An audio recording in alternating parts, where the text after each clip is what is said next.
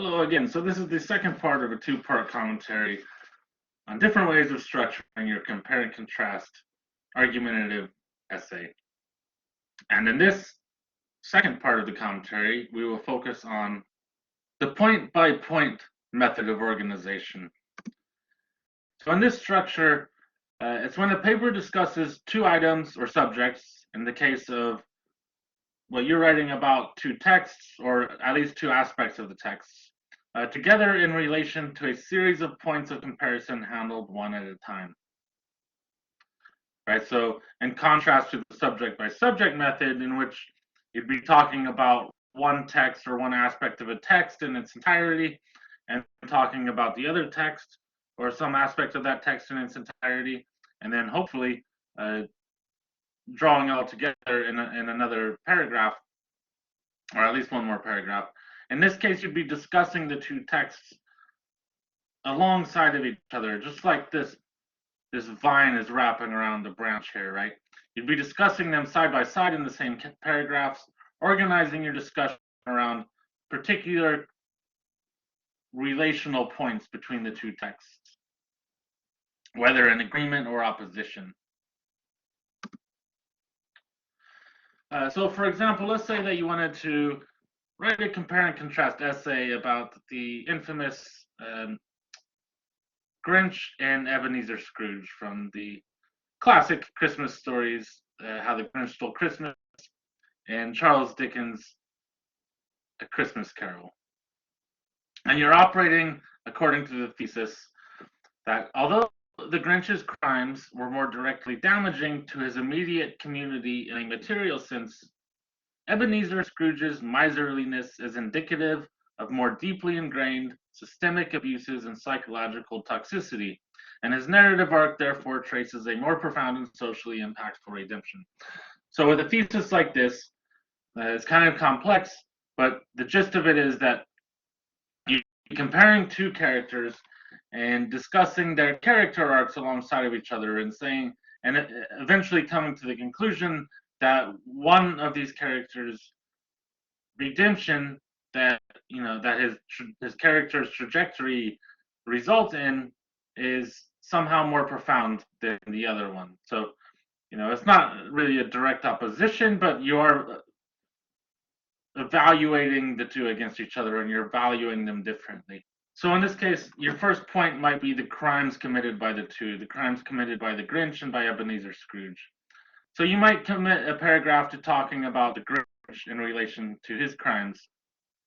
Talk about how he stole everything from the town of Whoville. It's illegal, it's spiteful, but it's a one-time thing. It's only damaging in a material sense, but acknowledging that if he did continue on, it could possibly begin to deteriorate the psychological well-being of the Who's down in Whoville.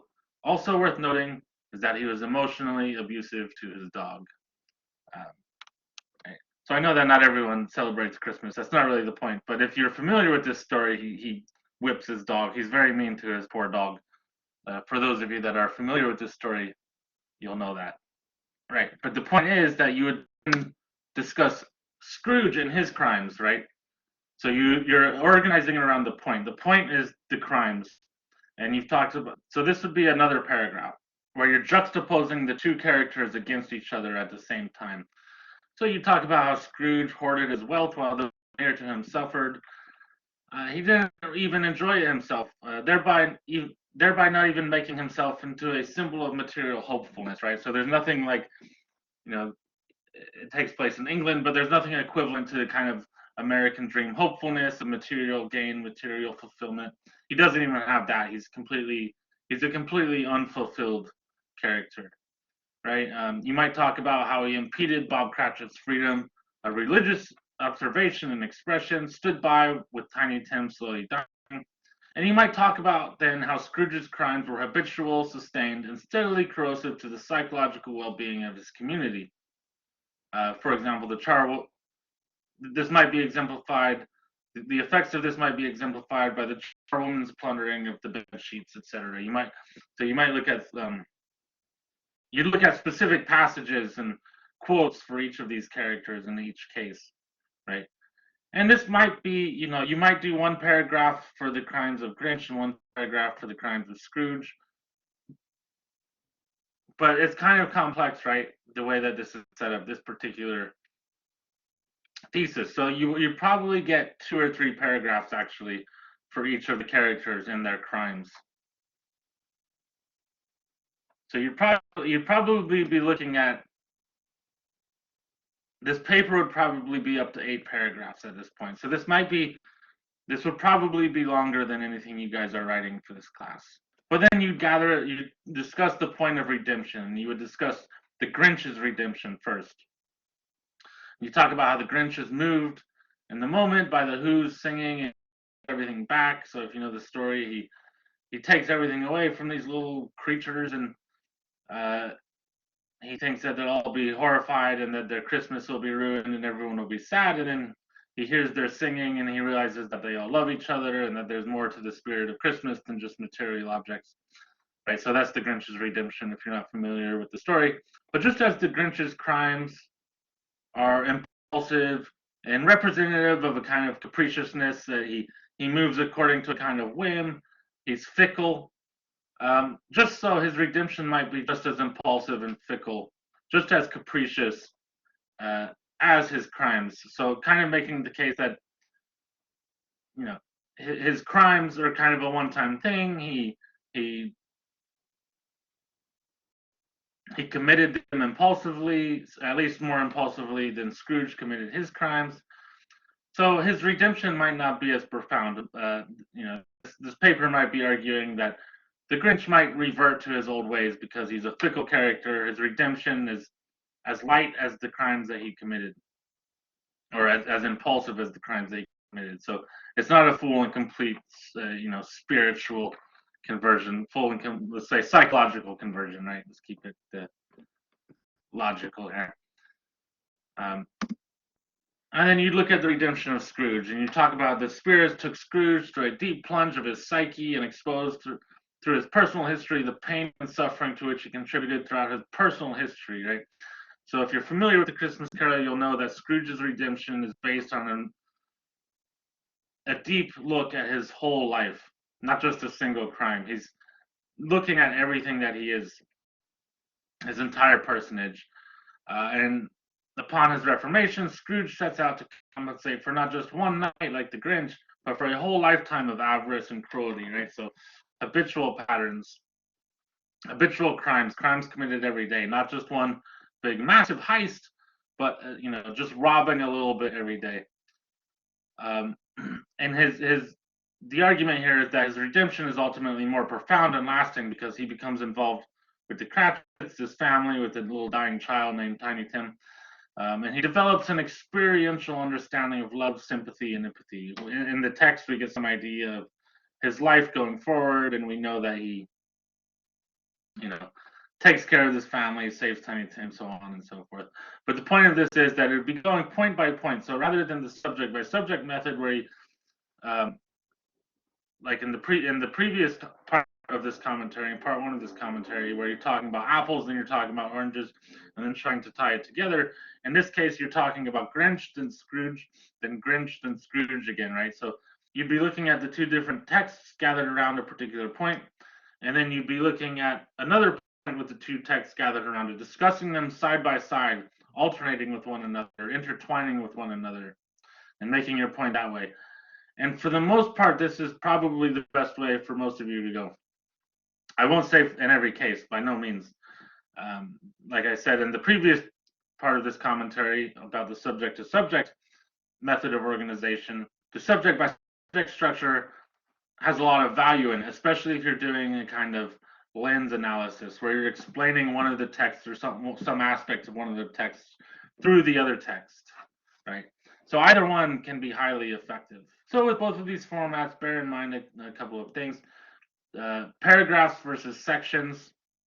Like I said, this would probably be 2 or 3 paragraphs at least, probably 3 paragraphs discussing Scrooge's redemption, right?